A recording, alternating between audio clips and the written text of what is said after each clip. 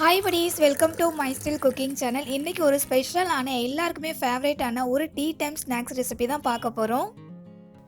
Tea shop ஸ்டைலில் கெஜடா recipe தான் வந்துட்டு இன்றைக்கி இந்த வீடியோவில் பார்க்க போகிறோம். டீ ஷாப்பில் கிடைக்கிற அதே டேஸ்ட்லேயே அண்ட் அதே டெக்ஸ்சர்லேயே வந்துட்டு கெஜடா வீட்டில் செய்கிறதுக்கு நீங்கள் இந்த வீடியோவை லாஸ்ட் வரைக்குமே ஸ்கிப் பண்ணாமல் பாருங்கள். நான் சொல்கிற சின்ன சின்ன டிப்ஸை ஃபாலோ பண்ணி செஞ்சு பாருங்கள். இந்த கெஜடா ரெசிபியை எப்படி செய்யலான்னு பார்க்கறதுக்கு முன்னாடி நீங்கள் இப்போ தான் மை ஸ்டைல் குக்கிங் சேனலில் ஃபஸ்ட் டைம் பார்க்குறீங்க அப்படின்னா நம்ம வீடியோ கீழே இருக்கிற ரெட் கலர் பட்டனை கிளிக் பண்ணி சப்ஸ்கிரைப் பண்ணிக்கோங்க. பக்கத்தில் இருக்க பெல் ஐக்கானையும் கிளிக் பண்ணிவிட்டு ஆல் அப்படின்ற ஆப்ஷனையும் செலக்ட் பண்ணி வச்சுக்கோங்க. அப்போ தான் நான் அப்லோட் பண்ணுற எல்லா ரெசிபியுமே நீங்கள் மிஸ் பண்ணாமல் பார்க்க முடியும். இப்போது அங்கே வீடியோக்குள்ளே போகலாம். கெஜடா செய்கிறதுக்காக முதல்ல நம்ம சர்க்கரையை நல்லா பவுடர் பண்ணி எடுத்துக்கலாம். அதுக்காக ஒரு மிக்ஸி கப் எடுத்துக்கோங்க. அதில் அரை கப் அளவுக்கு சர்க்கரை சேர்த்துக்கோங்க. இது கூட ஒரு 5 ஏலக்காய் வந்து சேர்த்துக்கோங்க. சர்க்கரை வந்துட்டு எந்த கப்பில் நம்ம மைதா மாவு அளந்து எடுக்கிறோமோ அதே கப்பில் அரை கப் அளவுக்கு சர்க்கரை எடுத்துக்கிட்டிங்க அப்படின்னா ஸ்வீட் டேஸ்ட் வந்து கரெக்டாக இருக்கும். இப்போது இந்த சர்க்கரையை நல்லா பவுடராக அரைச்சி எடுத்துகிட்டு வந்துடுங்க. சர்க்கரையை நம்ம அப்படியே மாவில் போட்டு பிசைஞ்சோம் அப்படின்னா அது கரையிறதுக்கு கொஞ்சம் கஷ்டமாக இருக்கும். அதுக்காக தான் வந்துட்டு சர்க்கரையை நம்ம அரைச்சி சேர்த்துக்கிறோம். பார்த்தீங்களா, சர்க்கரை வந்துட்டு இந்த அளவுக்கு நல்லா பவுடராக அரைச்சி எடுத்துகிட்டு வந்துடுங்க. கொஞ்சம் கூட வந்துட்டு குறைன்னு இருக்கக்கூடாது. அரைச்சி எடுத்துகிட்டு வந்த சர்க்கரை இருக்குல்ல, அது கூடவே ஒரு முட்டையை வந்து உடச்சி சேர்த்துக்கோங்க.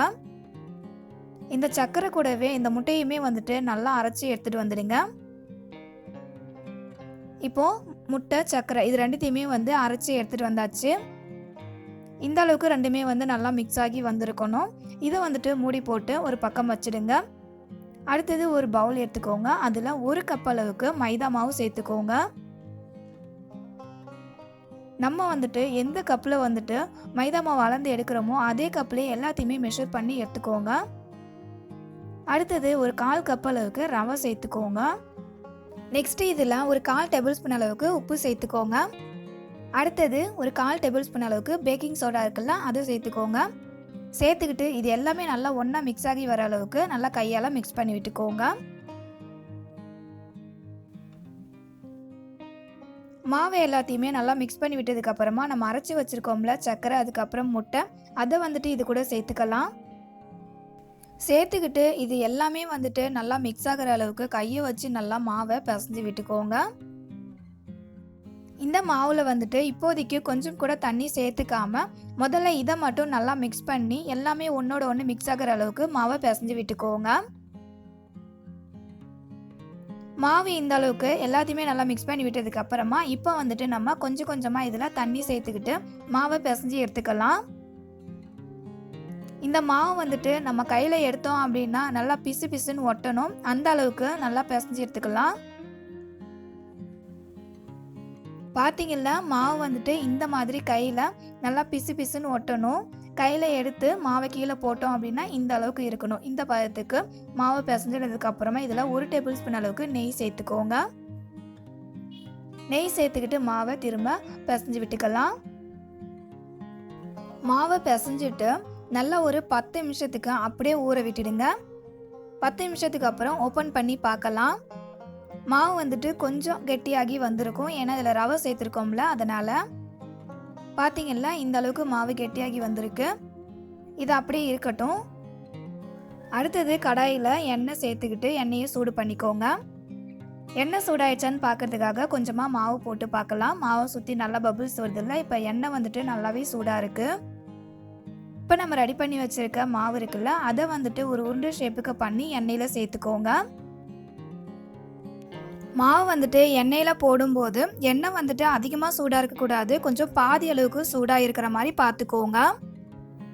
கெஜடா பர்ஃபெக்டாக செய்கிறதுக்காக நான் ஒரு டிப்ஸ் சொல்கிறேன்னு சொல்லியிருந்தேன்ல, அது என்னன்னு கேட்டிங்கன்னா, கெஜடா வந்துட்டு நம்ம செய்யும்போது ஸ்டவ்வை வந்துட்டு கம்ப்ளீட்டாக ஸ்லோ ஃப்ளேம்லேயே வச்சு மெயின்டைன் பண்ணிக்கோங்க. அப்போ தான் வந்துட்டு கெஜடா உள்ள வரைக்குமே நல்லா வெந்து வரும். அதே போல் கெஜடா வந்துட்டு அங்கங்கே விரிசல் விடும்ல, அந்த மாதிரி விரிசல் விட்டு வரும்.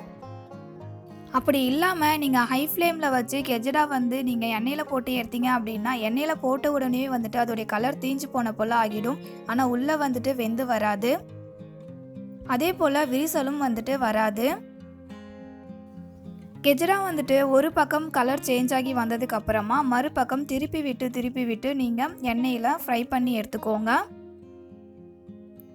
நம்ம கெஜ்ரா வந்துட்டு திருப்பி போடும்போது தான் வந்துட்டு நல்லா விரிசல் விட்டு வரும். அதே போல் கொஞ்சம் கொஞ்சமாக எண்ணெயை எடுத்து கெஜ்ரா மேலே தெளிச்சுக்கிட்டே இருங்க. நான் சொன்ன இந்த சின்ன டிப்ஸை மட்டும் ஃபாலோ பண்ணி நீங்கள் கெஜ்ரா செஞ்சு பாருங்கள். பர்ஃபெக்டாக டீ ஷாப் ஸ்டைல்லே வந்துட்டு நீங்கள் வீட்டிலே செஞ்சிடலாம். கெஜ்ரா ஒரே கலரை பார்த்தீங்கல்ல, எந்த அளவுக்கு வந்துட்டு நல்ல ஒரு சூப்பரான கலரில் வந்திருக்கு. கெஜ்ரா வந்துட்டு எல்லாமே நல்லா வெந்து வந்துடுச்சு. இப்போ வந்துட்டு இதை நம்ம எண்ணெயிலேருந்து எடுத்துடலாம். கெஜ்ராவை பார்த்தீங்கல்ல எந்த அளவுக்கு நல்லா விரிசல் விட்டு வந்திருக்கு அப்படின்றத. ஸ்லோ ஃப்ளேமில் வச்சு நீங்கள் கெஜ்ராவை எண்ணெயில் போட்டு ஃப்ரை பண்ணி எடுக்கும்போது மட்டும்தான் இந்த மாதிரி நல்லா விரிசல் விட்டு வரும்.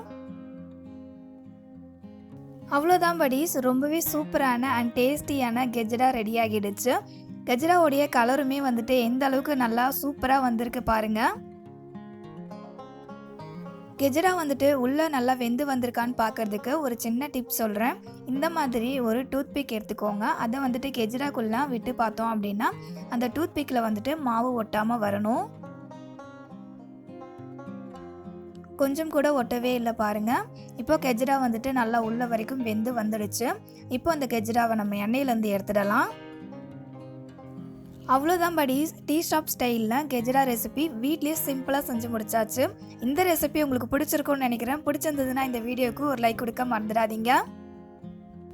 நான் சொன்ன மெஷர்மெண்ட் அதுக்கப்புறம் நான் சொன்ன டிப்ஸை ஃபாலோ பண்ணி நீங்களும் உங்கள் வீட்டில் கெஜ்ரா ரெசிபி செஞ்சு பாருங்கள். பர்ஃபெக்டாக சூப்பராக செஞ்சிடலாம். இனிமேல் டீ ஷாப்புக்கு போயிட்டு வாங்கவே மாட்டீங்க, வீட்டிலே வந்துட்டு செஞ்சு சாப்பிடுவீங்க. அந்த அளவுக்கு டேஸ்ட்டாக இருக்கும்.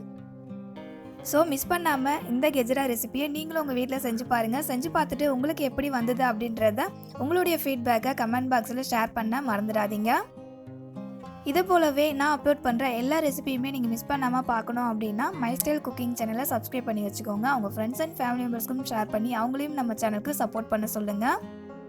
அப்புறம் இது வரைக்கும் நீங்கள் மை ஸ்டைல் குக்கிங் சேனலை சப்ஸ்கிரைப் பண்ணலை அப்படின்னா ப்ளீஸ் buddies சப்ஸ்கிரைப் பண்ணிக்கோங்க. அவ்வளோதான் buddies, இதே போல் ஒரு சூப்பரான அண்ட் டேஸ்டியான வேற ஒரு ரெசிபியோட நெக்ஸ்ட் வீடியோவில் மீட் பண்ணலாம் buddies. தேங்க்யூ ஃபார் யுவர் வாட்சிங்.